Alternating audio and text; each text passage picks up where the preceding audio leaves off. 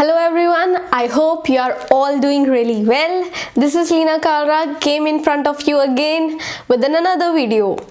तो as a student who is entering into the CS degree, आपके सबके मन में एक बहुत सारे क्वेश्चंस रहते होंगे regarding the exemptions of exams कि मैं इस फील्ड से हूँ, मैं उस फील्ड से हूँ, मुझे I want to get enter into the CS degree, तो मुझे किन किन सब्जेक्ट्स की एग्जाम्पशन मिलेगी. So let me tell you my dear friends, in CS degree आपको जो एग्जाम्पशंस हैं, जो एग्जाम्स के एग्जाम्पशंस हैं, वो सिर्फ if you belong to 3 categories तभी मिलती है. अदर देन दैट आपको कहीं पे भी वो जो एग्जाम्स की जो एग्जाम्पशन है वो नहीं मिलेगी. That is if you belong to CA field, if you belong to CMA field और you belong to the LLB. So जब हम एग्जाम्पशन की बात करते हैं तो यहाँ पे 2 तरीके की एग्जाम्पशंस आती हैं. पहली, if you are already appearing in CS degree, जैसे आपने एक मॉड्यूल दिया and you scored more than 60% marks in an individual subject, like कि जो एक सब्जेक्ट है वो 100 मार्क्स का है, you have secured more than 60 marks, then for like कि आपका एग्रीगेट नहीं बना या किसी और सब्जेक्ट में रह गए, आपका वो मॉड्यूल क्लियर नहीं हो पाता. तो फॉर द नेक्स्ट अटेम्प्ट, जब आप नेक्स्ट अटेम्प्ट देंगे तो जिस एग्जाम में you have secured more than 60 marks, वो एग्जाम आपके लिए एग्जम्प्ट हो जाएगा फॉर द अनदर अटेम्प्ट.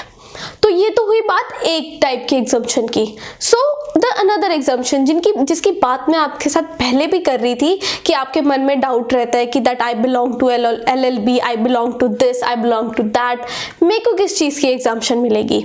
तो हम डिस्कस करते हैं पहले कि अगर आप CA या CMA फील्ड से बिलोंग करते हैं और आपने CA का CPT या फिर CMA का फाउंडेशन प्रोग्राम क्लियर कर लिया है and you want to get enter into the CS degree, then आपको जो CS में जो फाउंडेशन प्रोग्राम है वो एग्जम्प्ट हो जाता है. That means if you are passed of CPT in CA, foundation in CMA, you don't need to give the foundation program, you will be getting entered directly into the executive program. तो ये तो बात हुई कि अगर आप CA से belong करते हैं या CMA से बिलोंग करते हैं.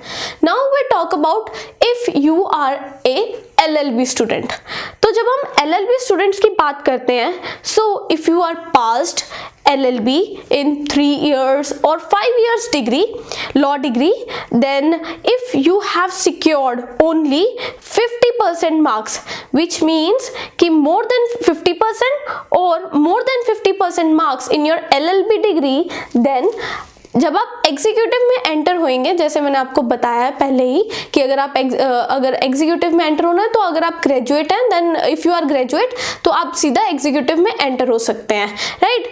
सो अगर आप ग्रेजुएट हैं LLB में and you have secured 50% marks और more than 50% marks in aggregate, then जो मॉड्यूल 1 में जो पेपर है ज्यूरिस्प्रूडेंस का, jurisprudence, interpretation and general law, then this exam will be exempted for you, और प्रोफेशनल प्रोग्राम में there will be no such exemption.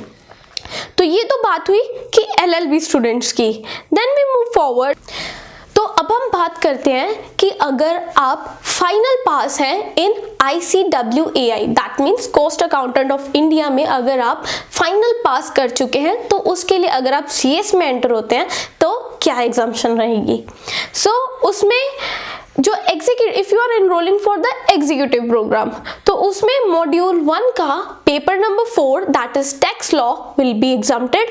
When you move forward to the module 2, then there is an exam paper number 5 corporate and management accounting will be exempted. along with it the paper number 8 financial and strategic management exam will be exempted for the executive program. तो ये हुई कि अगर आप final पास कर चुके हैं cost accountant of India में, तो एग्जीक्यूटिव प्रोग्राम में आपको क्या एग्जाम्पशन मिलेगी. Now when we move forward to the professional program, then in module 1 there is paper number 2 that is advanced tax law is exempted.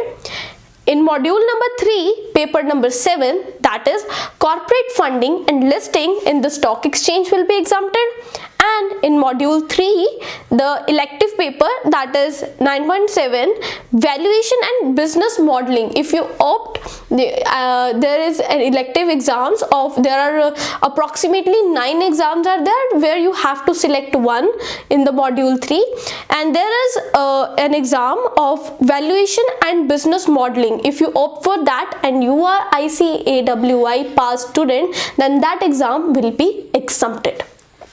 So this was all about the exemptions of exams, that is subject wise exemption, or you have secured more than 60% in individual exam, then the exemptions will be there. I hope you like this video. If you like this video, do hit the like button and do not forget to subscribe.